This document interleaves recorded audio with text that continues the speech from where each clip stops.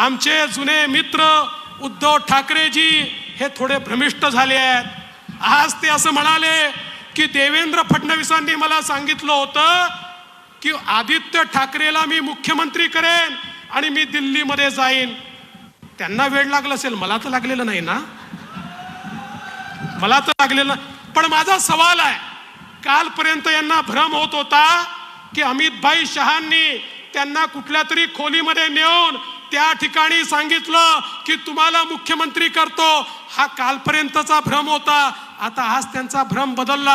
आज ते म्हणतात देवेंद्रांनी सांगितलं होतं आदित्यला मुख्यमंत्री करतो। उद्धवजी पहिले हे ठरवा, अमित भाईंनी सांगितलं की देवेंद्रांनी सांगितलं?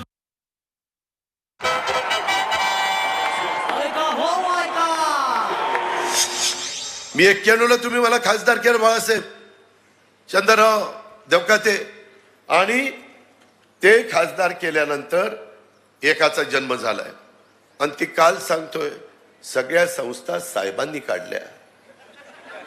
म्हणजे आम्ही काय नुसतंच मी काय केलं? 31-32 वर्ष मी नुसता शांत बसलो, काहीच मी केलं नाही। ही बारामती जी काही सुधारली ती इतरांच्याच मुळे सुधारली, अजितचा काडीचा संबंध नाही।